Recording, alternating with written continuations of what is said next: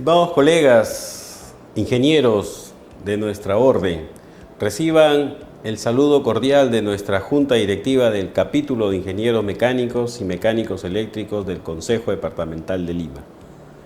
Bienvenidos a un nuevo programa de Energía en Acción. Energía en Acción, un programa producido por el CIME y con el respaldo de Ingeniería TV de nuestro Consejo Departamental de Lima. En esta oportunidad, 8 de marzo del 2024, antes de empezar nuestro programa, vamos a dar una pausa para hacer un justo reconocimiento a todas las mujeres del país, a todas las mujeres del mundo, en conmemoración del Día Internacional de la Mujer. Pero un saludo muy especial a las mujeres ingenieras de todo el Perú. Consideramos que la mujer ingeniera tiene características propias en su desarrollo profesional, la fuerza, la dedicación y el amor que tiene por su trabajo, por el país y el amor por su familia. Desde este humilde espacio reciban nuestros cordiales saludos, nuestro reconocimiento, nuestro respeto y admiración. Saludos y feliz día a todas ustedes. Continuando con nuestro programa, hoy tenemos la visita del ingeniero Jesús Tamayo Pacheco, ingeniero mecánico eléctrico. Él es consultor en proyectos energéticos, magíster en regulación de servicios públicos, experiencia en regulación económica y social de los sectores de energía, infraestructura, de transporte y minería. Él ha sido presidente de Ocinermin, vicepresidente de Ocitran y miembro del directorio del COES. Con él, antes de darle la bienvenida, queremos tratar un tema que es los subsidios en el sector de energía en el Perú. ¿Quién más que el ingeniero Jesús Tamayo Pacheco para que nos comente este tema? Bienvenido, buenas tardes, ingeniero. Buenas tardes, muchas gracias por la invitación a este programa y un saludo a todas las colegas y las personas que nos están escuchando, y también pues me uno a este saludo que has hecho por el Día Internacional de la Mujer y en especial a las mujeres ingenieras. Entonces un saludo a todas ellas. Y gracias nuevamente por estar presentes y que estamos atentos para empezar a conversar sobre este tema que son los subsidios en los sectores energéticos en el Perú. El Perú tiene una política energética nacional que establece que debe haber acceso universal a los servicios públicos, es decir, todo habitante de Perú debe contar por lo menos con energía eléctrica para iluminarse, para poder estudiar, para poder cargar sus celulares, claro, y a un combustible limpio para cocinar, ¿no? Entonces, básicamente de eso se trata, y para poder hacer ese acceso universal, pues se han diseñado diferentes políticas de subsidios, ¿no? ¿Cuáles son estos mecanismos, ingeniero, que el Estado seguramente durante mucho tiempo ha ido implementando año tras año, ¿no? Estos mecanismos que ayuden a acceder a la energía producto de los subsidios que se han implementado? ¿Nos podría usted comentar de ello? Bueno, desde el año 91, 93, que rige la nueva ley de concesiones eléctricas, se han ido poniendo en servicio diversos sistemas para poder hacer que más gente tenga acceso a los servicios de electricidad. Por ejemplo, en este caso, uno de los principales, bueno, hay diferentes subsidios tanto para el sector de electricidad, para los usuarios de gas natural, y también para los usuarios de GLP y los usuarios de combustibles líquidos, o sea, petróleo, gasolina, etcétera, ¿no? Entonces, el año 2001, mediante la ley 27510, se crea lo que se llama el FOSE, que es el Fondo de Compensación Social Eléctrica.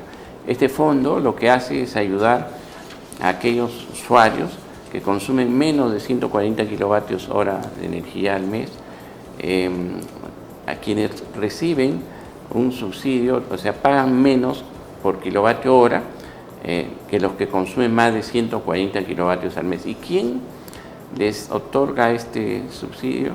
Son estos consumidores mayores de 140, o sea, claro, que aportamos algo más para cubrir a los que consumen menos electricidad.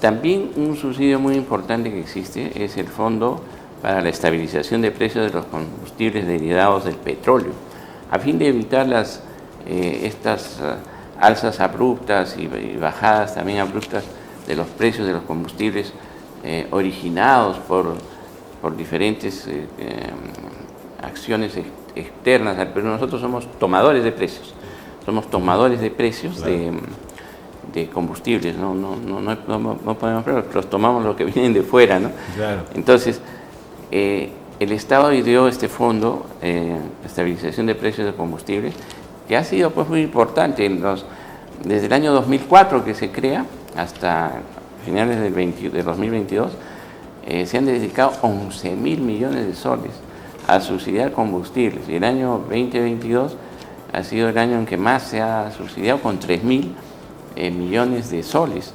Esto porque en este año 2022 tuvimos los problemas de la guerra en Europa, entonces subieron los precios de los combustibles y hubo que mantener estos a un nivel que sea, digamos, que permita a la gente seguirlos usando, ¿no? Y no encarecerlos. Y ese sería el segundo tipo de subsidio, pero hay otros también que se han ido implementando, ¿cierto? Hay varios. Por ejemplo, está la Ley de Promoción de la Inversión en la Amazonía. Es uno que exonera de IGB a la venta de bienes y servicios en la Amazonía, y entre ellos a los combustibles. Entonces, en Iquitos, por ejemplo, los combustibles no están grabados con IGB, tampoco en la zona de Pucallpa y en toda la selva central, digamos, tienen esa exoneración. A ellos le dicen la Ley de Promoción a la Amazonía, ¿no? Así es. Claro, esa ley contempla esos subsidios. Correcto.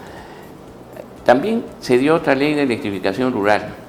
Esta ley lo que contempla es crear fondos para permitir expandir la frontera energética, la frontera eléctrica a lo largo del territorio nacional, porque debemos saber que todavía un 16% aproximadamente de los pobladores de las zonas rurales del país no cuentan con acceso a la electricidad. 16%. 16%. Y los demás cuentan, pero con acceso limitado, ¿no? Por ejemplo, tenemos 250.000 paneles solares, pero esos no tienen pues las bondades que uno tiene cuando se conecta a la red, porque con el panel solar solo puedes atender limitados servicios, ¿no? por su capacidad. Sin embargo, ya es una gran ayuda porque les permite conectarse a celulares, laptops, pequeños equipos, radios, para estar conectados, ¿no? Esa ley general de electrificación rural crea un fondo que permite para que el Estado invierta en esta expansión. Y otra parte de este fondo se dedica también a otro subsidio, que es para aquellos sistemas que no están conectados al sistema interconectado nacional. Es el caso de la ciudad de Iquitos.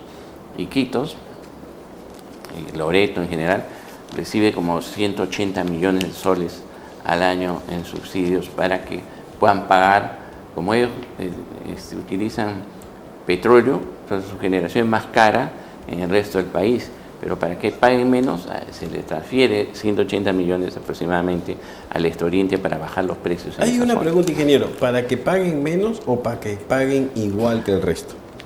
Para que paguen algo similar al resto, digamos, okay, ¿no? O sea, tengan un precio más asequible, ¿no? O sea, menos de lo que les correspondería, ¿no? O sea, porque como yo genero con diésel, va a ser costosa esa energía. Entonces, para que esa energía no les cueste tanto, hay un subsidio. Entonces, una parte la cobran al usuario y otra parte los generadores la reciben directamente de este subsidio, ¿no? También eso que estamos hablando es en la parte eléctrica, pero también hay, por ejemplo, un subsidio muy interesante que es el Fondo de Inclusión Social Energética, el FISE. Este FISE, que se forma este fondo por la recaudación que se hace de unos cargos a los consumidores, a los grandes consumidores de electricidad, o sea, fábricas, la minería, la industria, etc. Entonces tienen un cargo. También hay un cargo a la primera venta de los combustibles que hacen los importadores o las plantas de producción de combustibles en el Perú. Y hay un cargo también al transporte del gas natural por ductos. Con todo eso se forma un fondo. El año pasado ese fondo alcanzó 1.100 millones de soles aproximadamente, o sea, es un fondo importante. Y con esos recursos se han subsidian a diferentes usuarios, ¿no? Pero el FISE sí, digamos, tiene una particularidad que es un subsidio focalizado, o sea, no se da abiertamente como, por ejemplo, los combustibles, que claro, es para cualquiera, ¿no? Entonces, este Fondo de Inclusión Social Energético primero se focaliza a los beneficiarios, tienen que cumplir ciertos requisitos, entonces que son bastante estrictos, y recién en ese momento se los incorpora al programa y se les da los diferentes subsidios. Entonces, ¿qué cosa hay? Por ejemplo, hay un vale para que el GLP cueste menos. Entonces, se reparten al mes más o menos 1.200.000 vales de 20 soles o 25 soles, que va a permitir que paguen menos por el balón de gas. Es decir, si un balón vale 55 soles, con el vale va a pagar 30 soles en el distribuidor, ¿no? Entonces, eso se logra porque se ha afiliado a distribuidores, se ha afiliado a usuarios. Esto se trabaja con el apoyo de las empresas de distribución eléctrica, toda una organización que permite hacer estos a un costo relativamente bajo, ¿no? Y en ese caso del FISE, ¿no? Para un poco ahí ayudarnos un poquito, ¿y quién focaliza? Son diferentes condiciones que debe cumplir. Una de ellas es el consumo de energía eléctrica. Por ejemplo, debe consumir no más de 70 kilovatios hora al mes para poder ser beneficiario. Y el otro deben estar incluidos en el SISFO. El SISFO es el Sistema de Focalización de Hogares del Ministerio de Inclusión Social, ¿no? Entonces, cuando se cumplen esos requisitos, se establece, el SISFO los clasifica a los hogares en determinada condición. El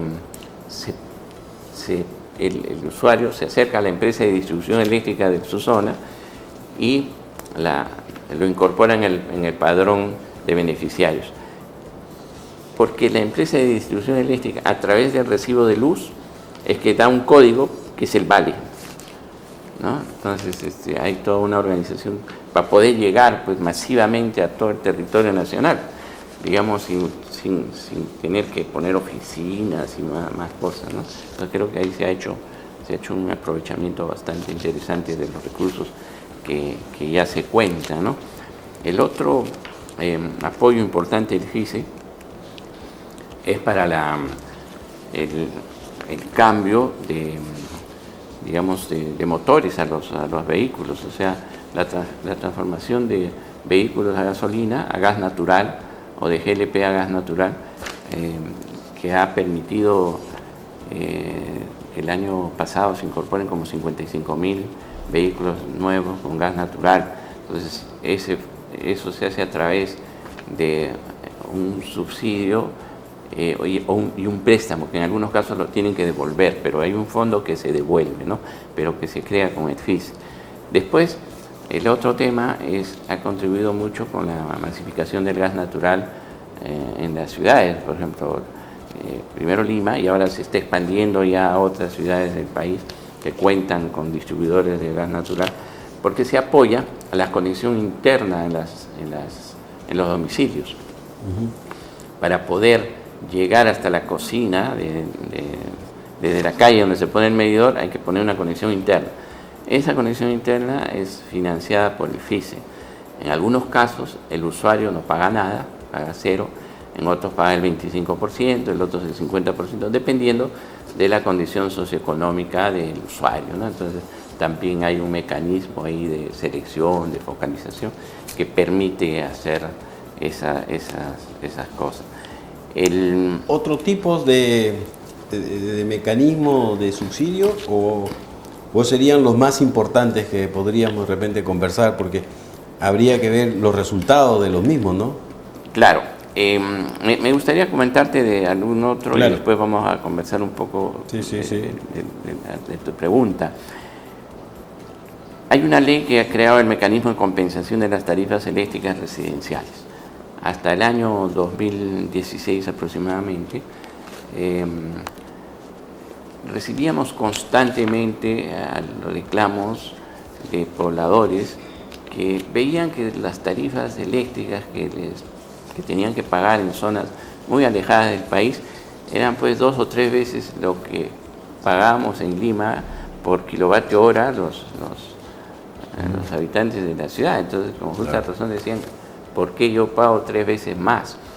Ahora, claro, esto tiene una explicación económica, o sea, regulatoria, porque se hace el costo, el precio de la energía, se hace de acuerdo a lo que cuesta. O sea, llegar a zonas muy lejanas cuesta más, porque tengo que tender más kilómetros de cables, tengo que tener más equipos que se reparten entre menos gente que lo que es en una gran ciudad.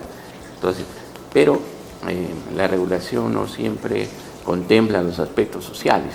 Entonces, esto requería hacer una corrección, ¿no?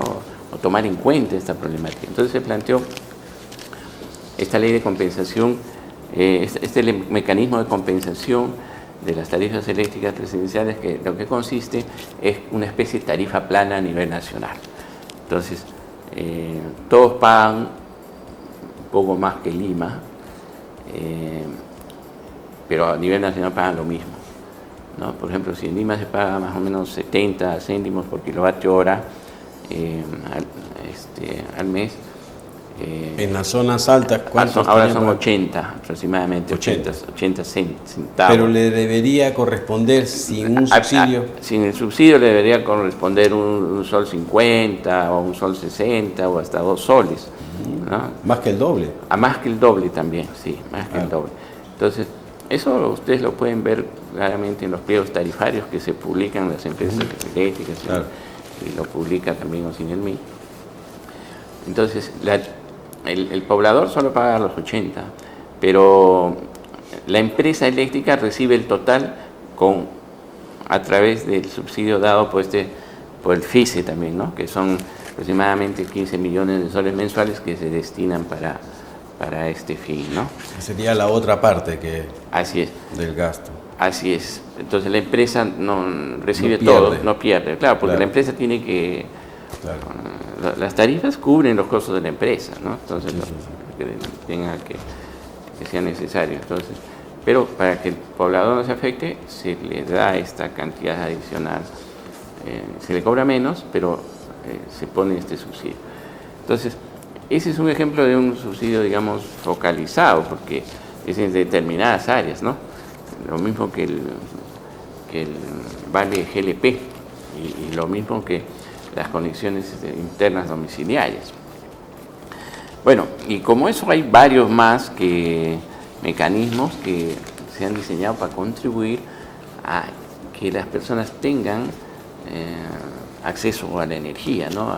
En todas sus formas. El gas natural en las viviendas también. El gas natural en las viviendas también es subsidiado. O sea, ¿quiénes subsidian? Los generadores eléctricos, porque los generadores eléctricos y las empresas que consumen gas natural pagan un poco más para que el gas pueda llegar a los domicilios, porque el consumo del domicilio es muy pequeñito, entonces es costoso llegar al domicilio Y para que pueda ser el gas competitivo, el gas natural competitivo respecto al combustible alterno que es GLP, entonces hay que subsidiarlo, y entonces es un subsidio cruzado interno, ¿no?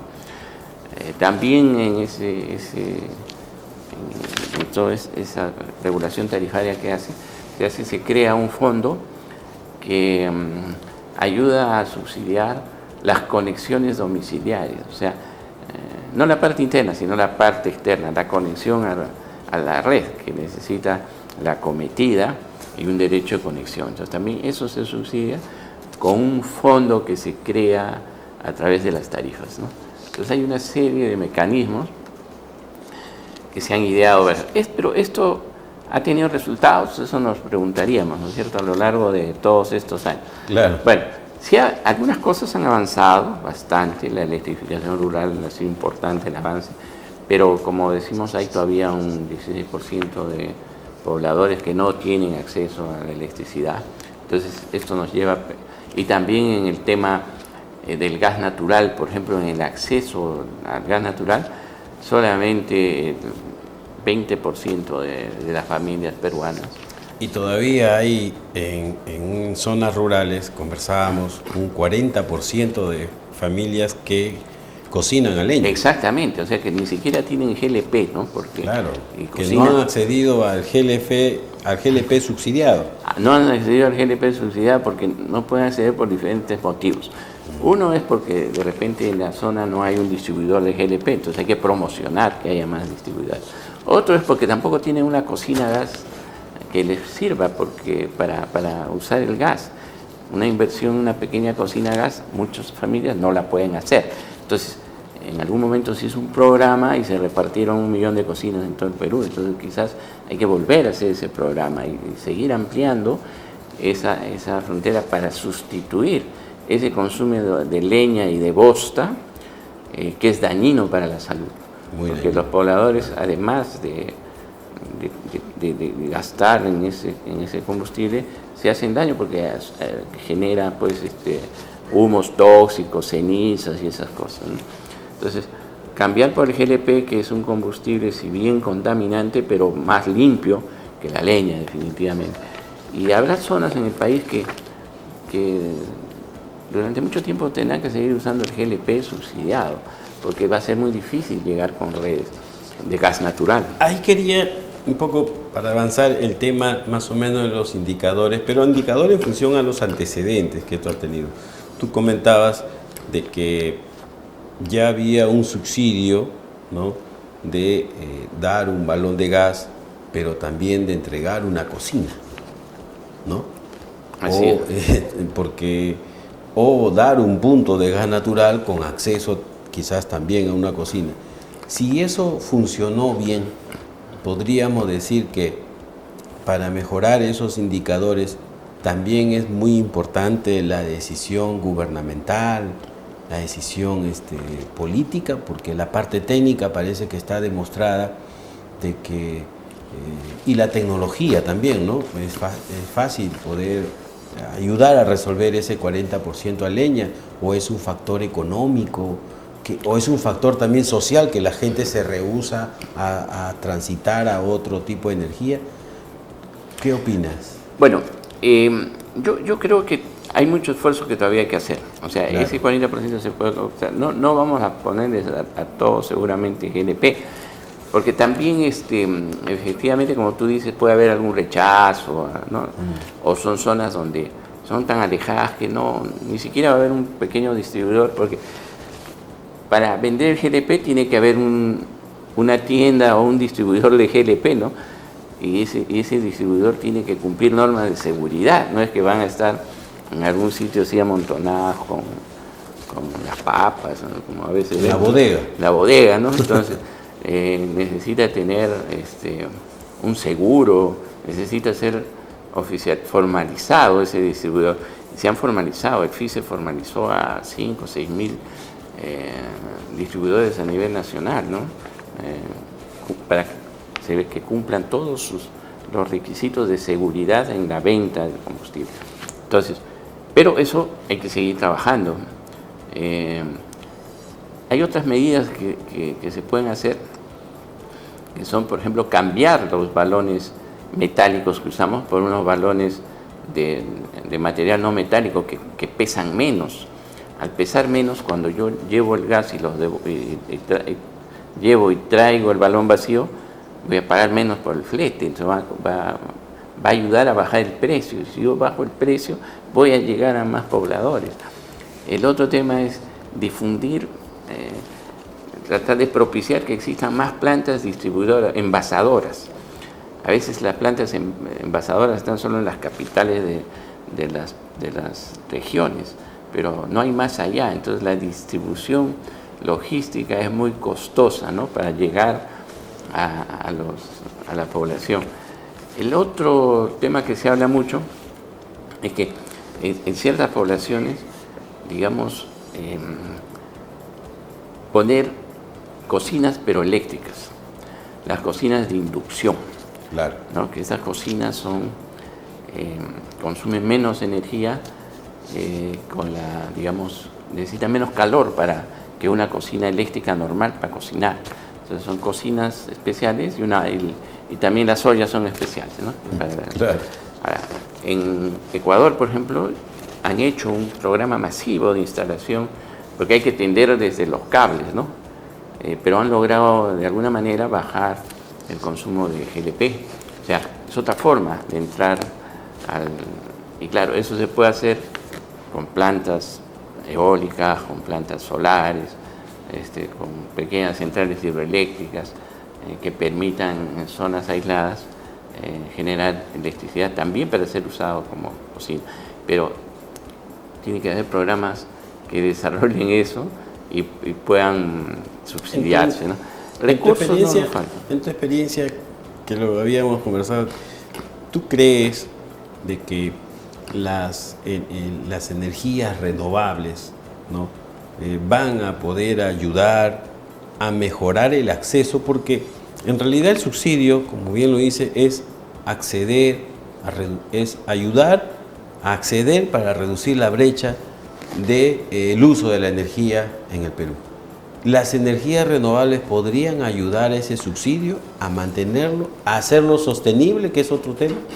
Bueno, digamos, las energías renovables lo que van a ayudar es a cubrir esa brecha, porque actualmente hay muchos sitios que no están lejanos de las redes interconectadas al sistema nacional.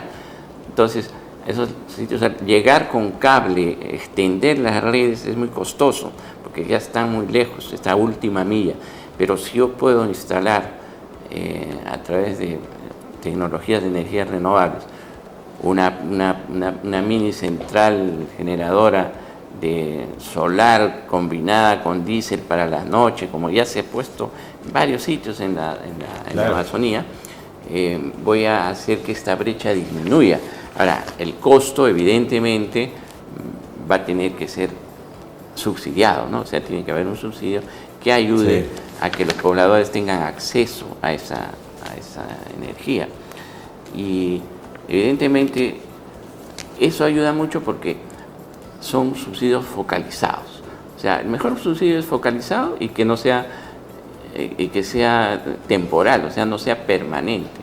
Entonces también la gente, una vez que los que son subsidiados son beneficiarios de estos subsidios, una vez que han mejorado su nivel socioeconómico y ya no necesitan, tienen que salir de los programas, ¿no? Entonces también tiene que haber un sistema que haga que se verifique que el que ya mejoró, cambió de estatus económico, salga del programa y permita que esos recursos sean para otros. Entonces, todo eso tenemos que organizarlo, ¿no? Ahí ya tendría que haber lo que le dicen ellos es una actualización del CISFO, ¿no? Sí. Permanente, no Así cada 5 años, no sé cómo lo hacen, pero para que esa información pueda ser entregada a la entidad encargada y puedan ir saliendo pues claro, tienen que ir hogares, saliendo, ¿no?, también del programa, ¿no? En el FICE, en el Vale del GLP, se ha hecho en algún momento un programa de digamos, de revisión y de retiro de la gente, ¿no? Además, ahí es más o menos automático, porque si tú te excedes 70 kilovatios hora al mes, sales, ¿no? Automáticamente al segundo mes que consumas más de 70 kilovatios hora al mes, sales del programa. Entonces, está más o menos regulado en forma automática, porque como son las empresas las encargadas, las empresas de distribución eléctrica, que es la que lee tu medidor, entonces sabes cada mes si te toca o no el vale, ¿no? O sea, entonces esos mecanismos, imitarlos, se debe imitar. Estos subsidios, ingeniero, que creo que ya tienen como 20 años, algo así, ¿cierto? Sí, claro, 20 no años. más. Estos subsidios, bajo esa premisa de lograr cerrar brechas, los indicadores, ¿qué nos dicen? ¿Estamos logrando acceder cada vez más? ¿Hemos avanzado? ¿Hemos parado? ¿Estamos yendo más rápido? ¿Cómo lo vemos esos datos? A ver, cada subsector tiene quizás una historia diferente, ¿no? Claro que sí. Entonces, en la parte de lo que es electrificación rural y lo que es la electrificación urbana, también la electrificación urbana prácticamente hemos llegado al 99%, 100%, ¿no? O sea, creo que ahí, pero ahí tampoco ha habido subsidio, porque el subsidio ha sido más para las zonas rurales. Las zonas rurales se han avanzado pues en los últimos 20 años del 50% a 84% que estamos ahora, ¿no? Pero todavía falta 16%. Entonces, claro, que cada vez es más lento, porque cada vez son más lejanas las instalaciones. Entonces, en 20 años no hemos logrado cubrir la brecha, que quiere decir que no hemos sido tan eficientes, ¿no? Ni eficaces en cumplir con las políticas dispuestas. O sea, probablemente pudimos hacerlo mejor, más rápido, ¿no? En el tema de los combustibles limpios para cocinar, también no hemos sido muy eficientes, porque si aún el 40% de la población rural cocina leña, entonces... como que ha ido muy lento el tema. Ha ido muy lento el tema, ¿no? Claro, el Vale FICE sí ha contribuido mucho, pero falta. Y precisamente por eso te comentaba, ¿qué falta hacer ahí? Darle fuerza, repartiendo cocinas, tratando de abaratar el gas natural, el GLP, ¿no? El precio, a través de, como te decía, de cambiar estos balones, por balones que no sean metálicos, que pesan mucho menos. De fibra de vidrio. Claro, balones, pero a veces los reglamentos no se animan a hacer los cambios, ¿no? O sea, ya han hecho una serie de pruebas, pero ese cambio falta hacer, o sea, como en otros países que hay balones más ligeros. Colocar plantas, fomentar, ¿no? Porque claro, esto son inversiones privadas, pero fomentar de alguna manera o apoyar a que se instalen plantas envasadoras en capitales de provincia, ¿no? Lo que va a ayudar pues a disminuir el costo de este balón. En el tema del gas natural, en 18, 19 años que el gas natural llegó a Lima, hemos llegado más o menos a 1.800.000 conexiones domiciliarias, pero eso más lo que hay en Arequipa, Trujillo, en las otras ciudades, no llegamos ni al 20% de los hogares a nivel nacional con gas natural. Entonces, también parece que ahí falta más inercia, ¿no? Y en esa misma... Si comparamos, pero claro. En Colombia, muy rápidamente, sí. 7 millones de usuarios de gas natural, ¿no? Claro. Acá no llegamos ni al 1.800.000. Entonces viene la pregunta, siendo un tema tan importante el acceso universal a la energía, ¿no? Que es una política que está establecida en el Estado, ¿no?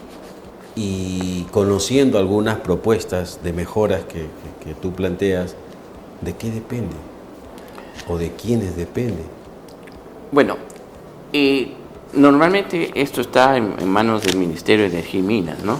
Que a través de su dirección de electrificación rural, de su dirección de hidrocarburos y el programa FICE, que también está adscrito al Ministerio, manejan toda la parte normativa de estos recursos. La parte operativa ya en muchos casos está a cargo de otros, de empresas eléctricas o de las empresas privadas, ¿no? Que ahí se ha logrado, digamos, orquestar, organizar bastante bien. Son decisiones políticas, ¿no? De meterle más fuerza a algunos temas.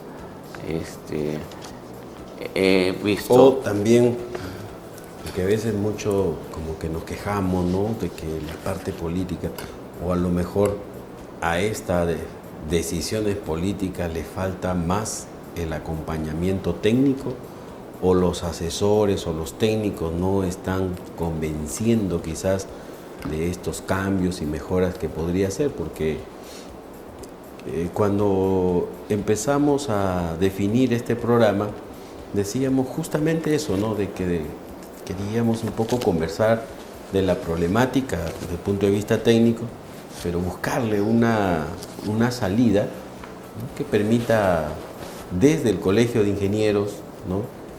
Fomentar o promover una opinión distinta.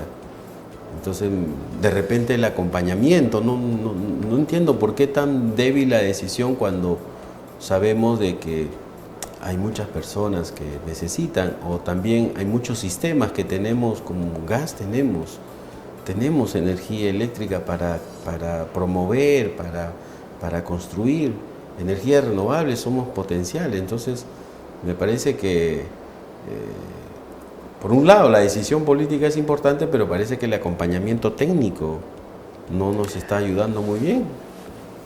Yo no diría, porque en realidad todas estas propuestas y todas estas, claro, esos fondos y estas normas legales de subsidios han sido propuestas de los técnicos, ¿no? Claro. Y que después han sido recogidas por el Congreso, por el Ejecutivo, y han sido en muchos casos aprobadas. Entonces, no es un tema técnico, a mí me parece. La implementación ahí está. Claro, es más que nada, las decisiones en el Estado son muy lentas. O sea, se piensa una cosa ahora, y entonces tiene que haber un informe, otro informe, se revisa, se regresa, entonces algo que puede salir mañana, sale el próximo año. Entonces, ese es el tema. Pero no es un aspecto técnico, porque los técnicos son los que han propuesto estas normas y son los que la ejecutan. Una vez que está, hay muchas propuestas, hay, para masificar la energía. Las propuestas están, en la implementación se necesitan mejores decisiones. Así es. Ingeniero Tamayo, un gusto estar con usted en nuestro programa, sobre todo que usted pues es no solamente un profesional en el sector energético, sino también un directivo muy reconocido en nuestra institución, y que creo que en la sinergia de esas dos experiencias nos ayuda a nosotros en la institución a poder comentar o a poder traer estas experiencias. El tiempo siempre tiene su límite. Sus palabras finales para nuestro programa, ingeniero. Para felicitarte, Edwin, por este programa que tienes ya algunas ediciones. Creo que es muy importante escuchar pues, a los diferentes profesionales y que puedan dar su opinión sobre tantos temas que existen, y ver cómo desde el colegio pues, podemos apoyar, digamos, a la ejecución de políticas públicas, a proponer políticas públicas y por el bien de nuestro país, ¿no? Porque esos somos los ingenieros que estamos construyendo el país y seguiremos construyendo desde todos los ángulos y los puntos técnicos que podamos llevar. Entonces, deseo entonces los mejores éxitos. Difícil encargo que tienes de dirigir el capítulo de ingenieros mecánicos y electricistas, que lo estás haciendo muy bien. Lo hacemos con mucho honor. Agradecerte por la visita, agradecer también a nuestros asistentes, al público que nos sigue en las redes sociales a través del canal de Ingeniería TV, y terminar de repente un poco recordando de que hoy es el Día Internacional de la Mujer. Saludar a todas las mujeres de nuestro capítulo, saludar a las ingenieras que colaboran con nuestro capítulo en el día a día, y nos despedimos hasta el próximo viernes a las 4:30 de la tarde en nuestro programa Energía en Acción. Hasta luego.